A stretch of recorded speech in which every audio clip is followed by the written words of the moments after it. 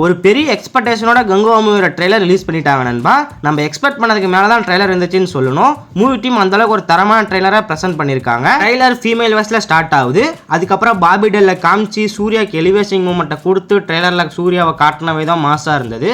அதுக்கேற்ற மாதிரி மூவியில் நம்ம சூர்யாவோட நடிப்பு தனியாக நின்று பேசும் நண்பா. ட்ரெய்லரில் எதையுமே குறை சொல்ல முடியாது. ஆனால் எனக்கு ட்ரெய்லரில் டைலாக்ஸ் கொஞ்சம் புரியல நண்பா.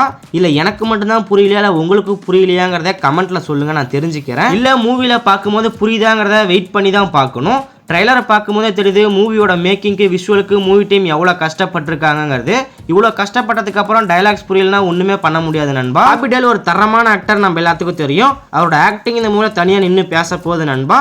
மூவி ரிலீஸ்க்கு அப்புறம் தமிழில் பாபி டெலுக்கு இந்த மூவி மூலிமா சான்ஸ் நிறையா கிடைக்கும். அதான் ட்ரெய்லர் தரமாக இருந்தாலும் பின்னாடி பேக்ரவுண்ட் ஸ்கோர்னு ஒன்று இருந்தால் தான் ட்ரெய்லரை பார்க்க முடியும்.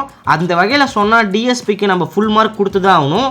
அந்த தலைவனான ஒரு சாங் வரும் பாரு நண்பா, அதெல்லாம் தரமாக இருந்துச்சு. இது மட்டும் இல்லை நண்பா, கடைசியில் வந்த கங்காங்கிற 2 லைன் ஆகட்டும், ட்ரெய்லர் ஸ்டார்ட் பண்ணும்போது போட்ட பிஜிஎம் ஆகட்டும், எல்லாமே தரமாக மாசாக இருந்துச்சு.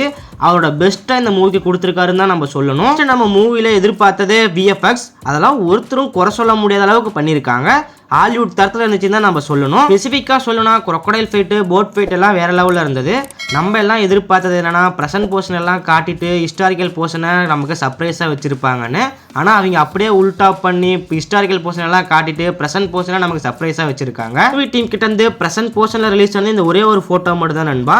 கிளிம்ஸ் ஆகட்டும், டீசர் ஆகட்டும், ட்ரெய்லர் ஆகட்டும், ஃபுல்லாக ஹிஸ்டாரிக்கல் போர்ஷன் தான். ட்ரெய்லரில் நான் பர்சனலாக ப்ரெசன்ட் போர்ஷனை எக்ஸ்பெக்ட் பண்ணேன். ஆனால் அவங்க ரிவீல் பண்ணலை.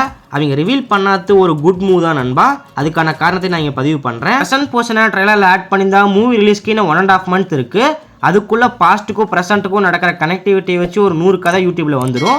அதுக்கு இடம் கொடுக்க கூடாதுன்னே மூவி டீம் ப்ரெசென்ட் போர்ஷனை ஒரு சீன் கூட வைக்கல. மூவி ரிலீஸ்க்கு முன்னாடி ரிலீஸ் ஆகிற ஃபைனல் ட்ரெய்லரில் நம்ம ப்ரெசென்ட் போர்ஷனை கண்டிப்பாக பார்க்கலாம். ஏன் அதுக்கு முன்னாடி கூட நம்ம செகண்ட் சிங்கிளா தேர்ட் சிங்கிளா ப்ரெசென்ட் போர்ஷனோட ஒரு சாங்கை நம்ம எதிர்பார்க்கலாம். மூவி ஃபுல் அண்ட் ஃபுல் ஆக்ஷனாக இல்லாமல் எமோஷனல் கனெக்ட் இருந்தால் பாக்ஸ் ஆஃபீஸில் சம்பவம் பண்ணிடும். அது போல தான் கங்குவாவும் ஆக்ஷன் மட்டும் இல்லை, எமோஷனல் கனெக்ட் இருக்குதுன்னு நிறையா ஷாட்டில் நம்ம காட்டியிருப்பாங்க. நெக்ஸ்ட் ட்ரெய்லரில் இம்ப்ரெசிவாக இருந்தது இந்த ப்ளூ ஷேர்டு, இந்த ஆரஞ்சு ஷேர்டு தான் நண்பா. ட்ரெய்லர் லாஸ்ட்டாக இந்த ஷாட்டை பார்த்துருப்பீங்க.